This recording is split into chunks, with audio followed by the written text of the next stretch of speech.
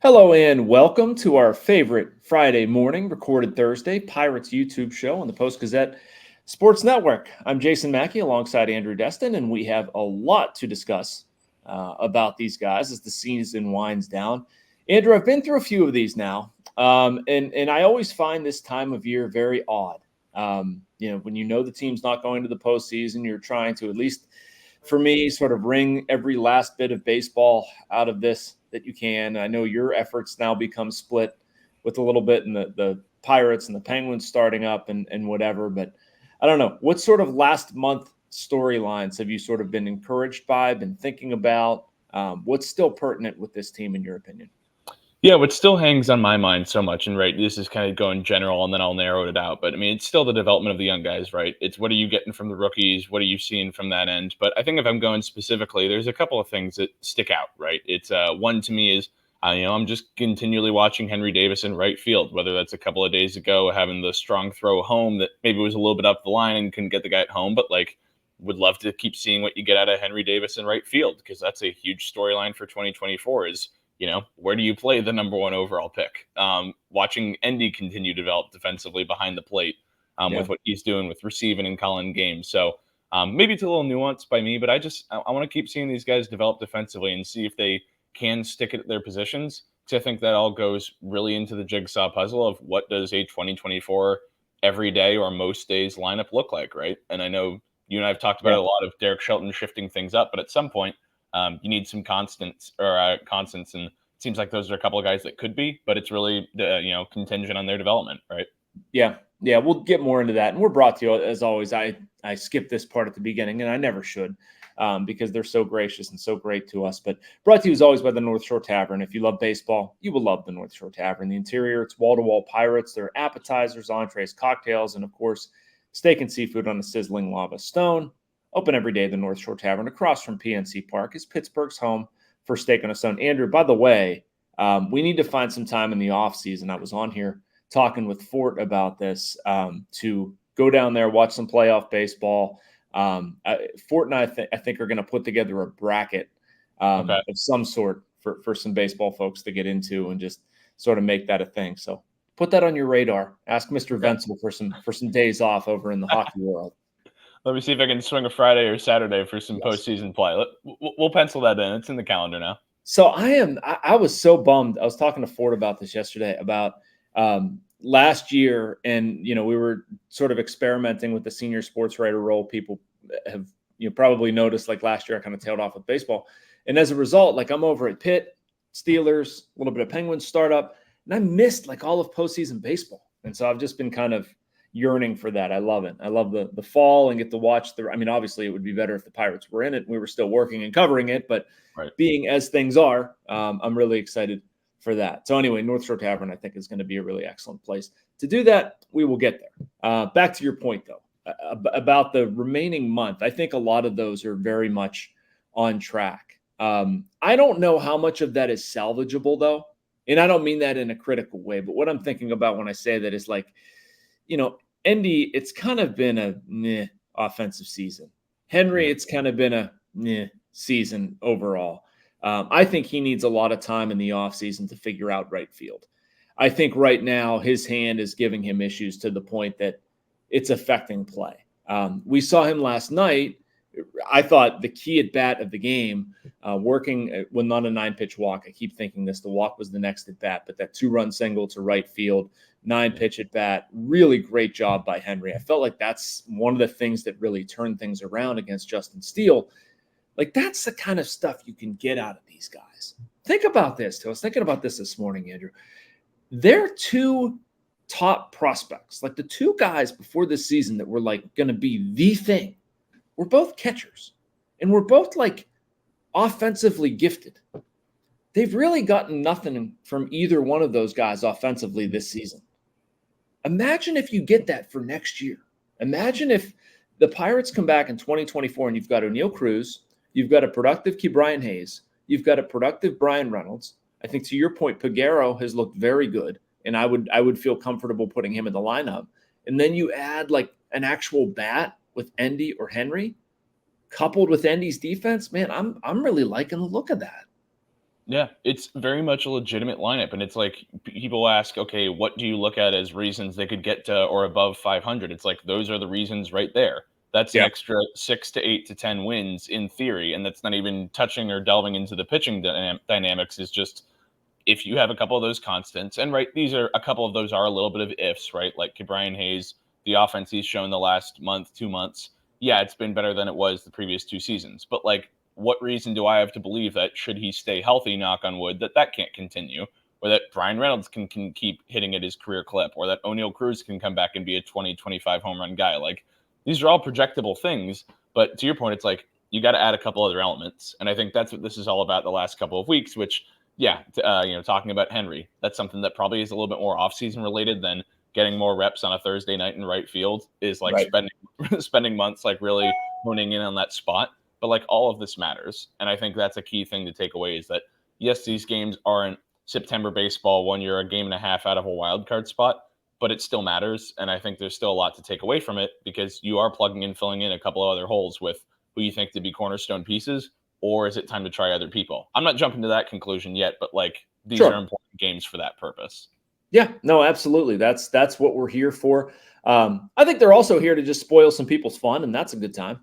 Yeah. Yeah, I mean, obviously, yes, you would like the Pirates to be contending. I think everybody, every fan out there would realize that, and I still think you can deem this season a success, and we'll get to that. That's more of a bigger picture specific to the Pirates, but I think it's kind of neat going into Chicago and seeing how they fare in this type of atmosphere. I can't wait to get to Cincinnati. The trip after this, the Reds are fighting for their lives, wild card spot. How that's going to go? Philadelphia's been one of the best teams. Period. How are the Pirates going to handle that? It's a nice productive end to the season that I think is going to teach this group some important lessons. That was actually a conversation topic with Derek Shelton before the game on Tuesday.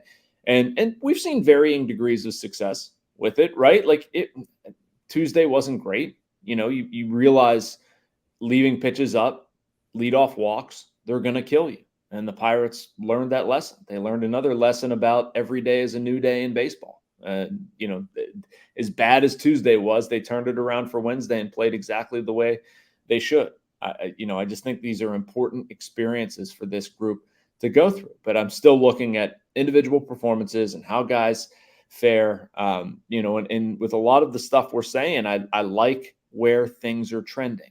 The one area, and we're going to get into this now because Fort and I didn't, and I want to get your thoughts on it too. The starting pitching, that's the part that needs solved here. And I don't see totally where it's coming from. I know that they need it. I know they don't have it, at least enough of it, or, I'd like them to supplement. Will they supplement? Just how do you see, as you stack out the rotation for 2024, I see Keller, I see Oviedo, I see Skeens eventually. Between that, where do you go? Oh, I mean, there's just so many questions, and I think, like, to answer your point quickly, like, I think a nice answer would be okay, a healthy JT Brubaker, right? A healthy, Yeah. potentially brought back Vince Velasquez. Maybe it's a healthy Mike Burrows. But Maybe that's like Quinn. June, July. Yeah, exactly. And that's the problem is that like all of these things are nice problems to have, quote unquote, in theory, if everybody were healthy. But Yeah. people aren't healthy. Some are ineffective, and some are guys who aren't on contracts, right? Like Vince Velasquez has to be re-signed. We can't assume that Vince Velasquez is back, though. Most indications, at least from my standpoint, would seem based on what he's said and what the Pirates have said, like he would be a guy that would make sense to bring back. But Yeah. that's neither here nor there. To answer your question, yeah, I don't know how you fix this. Like, I don't know what you do come, April 1st or the end of March when they're starting the season in Miami. I don't know who's starting the fourth game of a series to open the year. Yeah. And that's a very legitimate question. That's a very legitimate concern. And I don't know. I really don't know if that's calling somebody up earlier than they're ready or if that's doing what they did this offseason with signing Yeah. Rich Hill, signing Vinny. Like, I don't know. Which way would you go about that? Is that you bring the I young bucks think up earlier? I think I'd probably go the external route. And Yeah. that's sort of where I'm going with this point. Like you can look at the rest of September. And I mean, I like Quinn Priester, and I think he'll probably figure it out. I'm not going to sit here and bash him, and it's not about him. But can I feel like I can set him down in stone in my rotation for 2024 based on what I've seen right now? No. Luis Ortiz, can I feel like I can set him down in my rotation for 2024? Feel good about it? No. And we're so late in this thing. I'm not sure anything Rowanzi Contreras would do up here would make me feel differently about it. Now, again, I think those kids may figure it out, but I'm trying to look at this and say, how do they get the best possible rotation in April or May? Because we know there aren't reinforcements coming until midway through the year. So at that point, I think about it almost has to be external, right? It's not like, you can't grab Jared Jones and say, hey, you're coming up here and you're going to be our number 3. Like, that's not fair to him. That's not going to work out terribly well, or the odds of that hitting are not terribly great. I should say it that way. Like, I've been really impressed with Bubba Chandler, Solomedo. Skeens is going to be up here. It's not like they have arms. I'm not talking longer term. I'm talking like April, May, June. And at that rate, like I think about what they're going to do this offseason, and I just don't see any other way other than addressing starting pitching via free agency. And if there's a limited amount of money, which, let's be realistic about their spending habits, like they're not going to spend out the what, they're going to have to be targeted ads. And so I'm thinking about, well, you need to do something at first base. You need to do something in the pitching staff. Like if there's a cheaper option at first base, I've sort of talked myself into over the past couple of days, like, fine, take the cheaper option. I don't need like the premium offensive WAR player there. I guess I can, feel okay about what we're talking about with Hayes, Cruz, Reynolds, some of your homegrown guys. Bring Carlos Santana back for a bit of a discount and take that money and spread it, dump it into pitching. Because I really do think, Andrew, I mean, I would have ideally liked to have seen some growth on the pitching end, but I don't know if I see enough to say like, oh, I can save money there right now. Yeah. And I think the question becomes, how many guys do you go external for, right? Like last offseason, if I'm remembering this correctly, it was just Hill and Velasquez, right? For guys that they got outside. So that's 2. Do you do 3? Like I don't know. Salim Garcia too, if you want. Yeah. If we're talking starting pitching, but pitching period. Sure, yeah. So pitching in general, you go 3 with Garcia. If you're just doing starters, it's 2. Like I look at it, you outlined it right there with the potential of a Skeens later, but like right now, there's 2 guys you feel confident about. Does that lead you to go out and get 3 arms? Like I don't know if that capital is there, but like how do you address it? Like what would be the way of going about that, right? Am I nuts for thinking they need 2? I don't think I am. No, not at all. I think where I'd like to go is like they need to sign somebody for a multi-year extension. To me, that's the next step on this like growing path. We've talked about like a long-term contract. Hey, now there's 2 long-term contracts. Now, you're probably things you should be looking at, or maybe, trading prospects out instead of acquiring prospects, trying to figure out a targeted need. And maybe that happens with one of these things. I don't know, but, I think an important box to check on their list of like being a legitimate contender in growing this thing up is getting a guy on a multi-year extension. Anyway, I say that to say, like, if you give me 2 ads and one is like this isn't a we're going to give you starts the rehab guy. This is like a legitimate, you're, number 2 behind Keller, something like that, like that would be fantastic. And then if the other guy is a typical Pirates project. Yes. Project. Yeah. I don't know why that was so difficult for me to understand, but like I threw out the name of Sean Manaea, and that's somebody I look at that has like left-handed past performance, could use the opportunity, relegated to a bullpen role right now, probably wants to start again, has started. That's somebody I look at as a project. So, I mean, that's kind of where I want them to go this offseason. Like, get me a legit guy on a multi-year deal, and then you can do a project almost like they did last year. I would just be shooting a little higher than Rich Hill, but they have to help the rotation. Yeah, Manaea is an interesting name you bring up there, because when I watch him pitch, on a fairly frequent basis, just because of being with the Giants, it's like that's a guy who, in a lot of ways, projects similarly to what Bailey Falter has done for the Pirates. A guy who's an interesting delivery, low 90s, but kind of has that low 3/4 slot. Like, I feel like with the Pirates, he could be really interesting because, Bailey Falter hasn't been perfect since they acquired him, but he's been somebody that I know we haven't talked about a ton on this show, but like he's shown some positive signs. He's had some bad outings too, but like he could be of a similar mold to that. And, you could pair guys like that or have an opener for them, which I'm not saying that should be on a regular basis as one of your 5 starters, but like Mania could be an interesting addition. That's a low cost move. That Yep. could be a guy. So Well, interesting. and I mean that they've kind of got a type, right? Like in Yeah. 2021 it was Tyler Anderson, 2022 it was Jose Quintana, 2023 it was Rich Hill, and they kind of did the rehab stuff with Velasquez. But I mean, Mania would make a ton of sense. It really would. Like, left, I don't want to call it soft tossing lefty, but you're right. Like there's a little bit more funk and deception to the delivery as opposed to velocity. And they just need guys who are looking for opportunity. So yeah, I think that's something to keep earmarked. I think we're going to spend a decent amount of the offseason worrying about that. So, okay, let's move on. We've got a couple interesting pieces coming up this weekend, and I don't want to spoil them because one of them is not mine, but I wrote something sort of going off of that. Ron Cook is doing something on his like top 10, it might be top 13, moments from this past season. And so like I was going back and forth with Ron a little bit, and there's some interesting moments. I think you guys are going to be, you'll enjoy reading about them. And that's that's the good side of a 162 game baseball season. Like they're going to produce some magic. It's also going to produce some crap, right?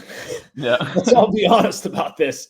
And so I decided, I emailed Ron. I'm like, I wonder if I could come up with an equal number of bad moments for the Pirates. And I could. I know the pessimists out there be like, well, of course you can. Pirate, of course you're all bad moments, but like, get out of your own head. So yeah, there's some, you'll be reading about plenty of really good moments and plenty about really bad moments. But Andrew, you've been prepped for this a little bit. Let's go the blind man's approach here. What would be your best moments and worst moments from this season off the top of your head? And the cheat or I feel like the worst moment is pretty easy.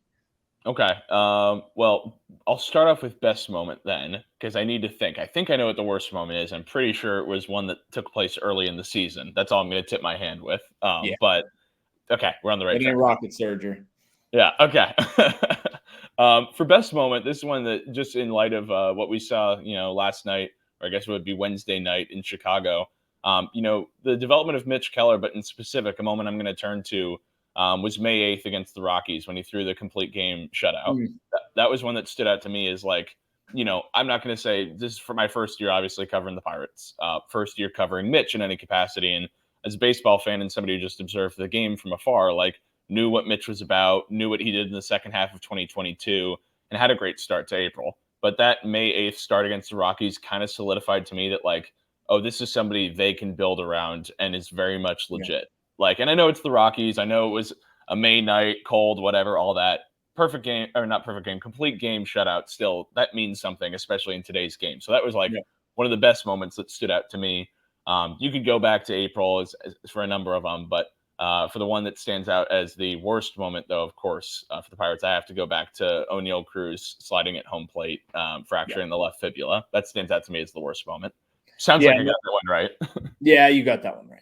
You got that one right. That was one that Ron and I both agreed on. And I'm not going to spill any of the list on it's not my story, and you should read it anyway, about the best moments. And I think a lot of that is open to individual interpretation. But I agree with you on the Mitch Keller thing. That was certainly one of the highlights for me. And as far as the worst ones, some of them that stood out to me, like stuff when I think about, and I think this too is part of like covering this stuff and being around it all the time. Like you get a feel for how things are, like the frustration level and, just how miserable, like, and honestly, what got me thinking about it was the first game of this series, a 14-1 loss.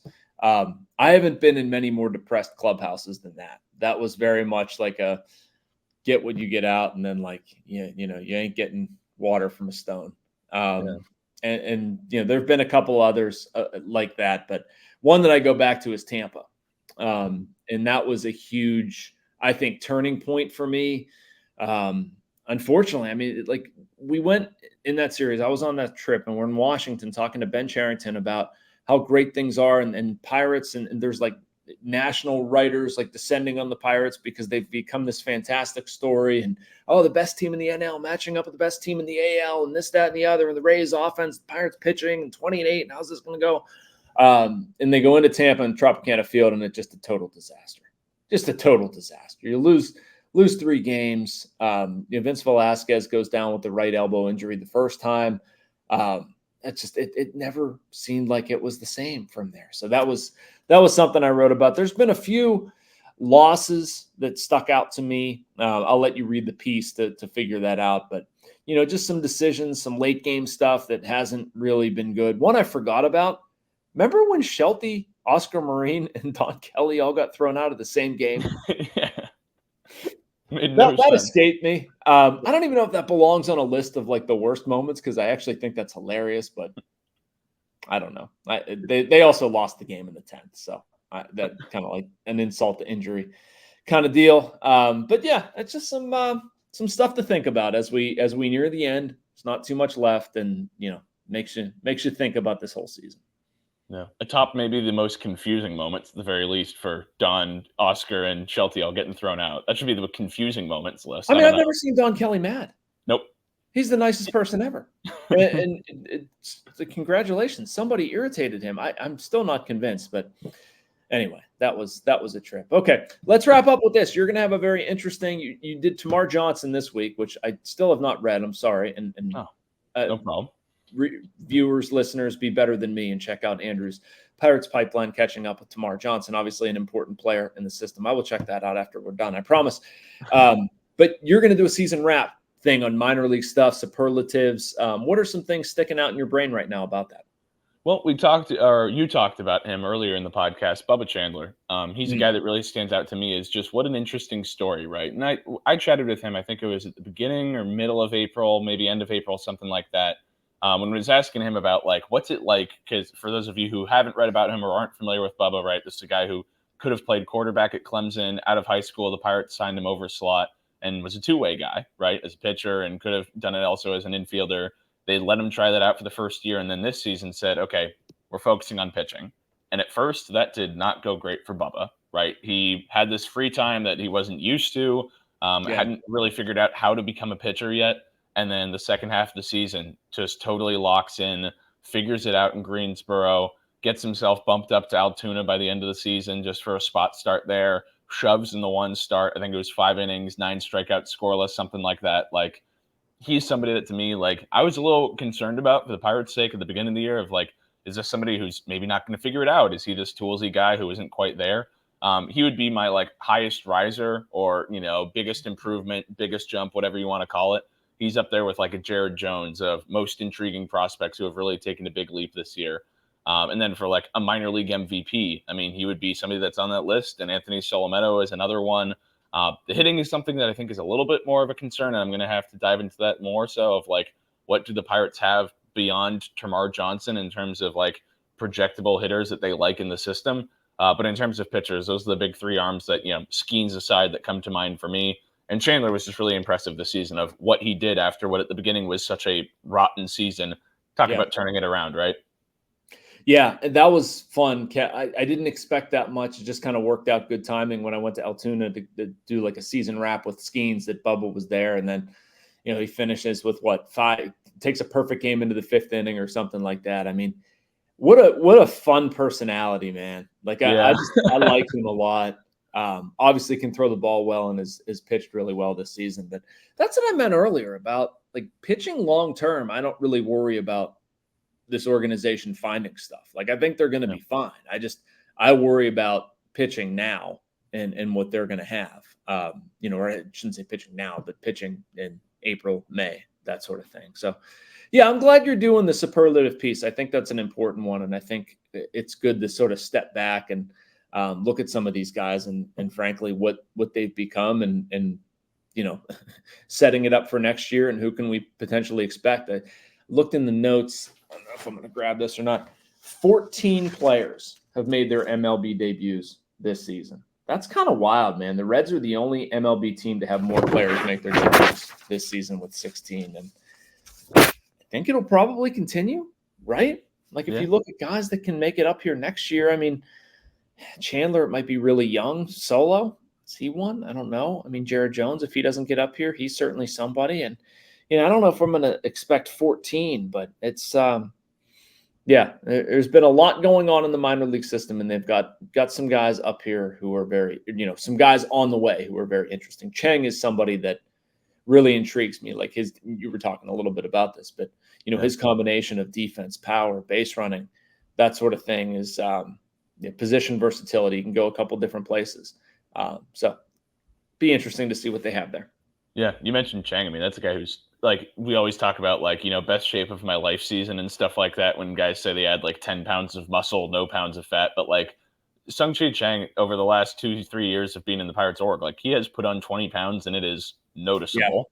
Like when you're at that frame and you're that built that size, like it's noticeable. And he's somebody who's really interesting because we've talked about like Jared Triolo as potentially could become a utility guy or super utility guy for the Pirates. Like I look at Chang as give it a couple of years, maybe not next season, but the beginning of the year after, like that could be a really fun guy to move around the infield and do a lot of the things that like G1 Bay does, but also like hits for an insane contact rate and walks yeah, a ton. So that's no slight on G1 Bay, but like of a similar ilk of like can do a lot of different things, has some great speed, really fun guy. You touch on him, good on that because I almost missed him. yeah. Who's your sleeper? Who's somebody like people know Bubba Chandler because he's part of that 2021 draft. Who's somebody who has intrigued you to the point maybe you didn't know about him before, or just somebody we should all sort of pay attention to? Yeah, one name that kind of comes to mind, and this isn't the most heralded of prospects, and there's a couple that I'll probably dive into too, like a Jack Brannigan who really developed into that power, or like a Jace Bowen who got himself up to Double-A. Both guys really have some strong bats that I'm curious what we get from them in 24. But I go to the pitching side in Altoona with a couple of guys that you're not gonna see them on the top 30 prospect lists or anything like that. Sean Sullivan and Aaron Shortridge were both guys who, in starting roles, healthy. Shortridge coming off the TJ, I think, from last season, and then Sullivan just like making the most of a starting role. Sullivan was like arguably the best or one of the best pitchers in the Pirates org last year. Expect both those guys to be in AAA. I don't know that they're anything more than potential bullpen arms in the bigs, but like those are guys who had really solid seasons. And I'm curious what you get out of them in AAA. And I guess as I mentioned those two, Braxton Ashcraft comes to mind too. That's a guy Yeah, who really ascended and maybe is a little bit of a sleeper because he had a lot of injuries at the beginning of his minor league career. Now healthy, he was awesome. Like now has really kind of developed into that guy who's healthy. He can show what he can do, but he hasn't been lengthened out yet because he's coming off the TJ. So I'm really curious what you get from those guys. So I guess the short way of saying it is the Altoona arms have me interested. The curve got me. yeah. The curve's in my mind. Yeah, no, there's a lot of intriguing arms. Like I forced me to pull up my pipeline list, but like Thomas Harrington is another Yeah. one I think about. Hunter Barco, another kid post TJ that is probably going to be a little conservative. Jackson Wolf, I should have remembered that and mentioned that right off the hop. The primary piece in the Rich Hill and G-Man Choi trade. I mean, they've added some nice arms here. They really have, and it's not something that I'm concerned with. Lonnie White Jr. is just a name that I see that. I think about there was so much promise, and he's finally getting to some of that power athleticism that I think the Pirates, originally imagined. But Matt Gorski is somebody that's flown under the radar a little bit, but since he's come up to AAA, man, he's been good. It's been really good. So anyway, some positive stories. We will dig into that. They usually do the Pirate. I don't know if they're going to redo this, but like a postseason awards wrap up kind of thing, player of the year, manager of the year, that sort of pitcher of the year, gives a nice other superlative touch and a way to sort of catch people up with that stuff once the season ends. So anyway, we will dig into all of that. There's another game tonight. Obviously, that's not going to be, you're going to watch this on Friday morning. We're not going to be able to recap that, but make sure to check out my coverage at post-gazette.com, as well as the pieces we referenced earlier. Andrew, thanks so much for joining me. I know you're full steam ahead with Penguins, but squeezing it just a little bit of Pirates still to go. You're getting the last inches out of me. I got Bucktober fever, but maybe the Pirates don't. So I'd stick with it if I could. They just got to hold up their end of the bargain and finish out with a win the rest of the way and make the postseason, get that final wild card spot, right? Next year, pal. Next year. I don't know if it's going to happen next year, but I think it's at least they can have the discussion and not get laughed at. So anyway, please help us out. Like, subscribe, do all that stuff. We have regular programming here all week, multiple times throughout the day, all kinds of sports. Always enjoyable to talk Buccos with Andrew, and we'll do it at least one more time next week. And thank you for watching. Thank you for checking out this content from Post-Gazette Sports. If you enjoyed the video, please like it and subscribe to our YouTube channel. Check out our Apple Podcast channel for more podcast content. Click below for a special deal of 99 cents for a 3-month subscription to the Pittsburgh Post-Gazette.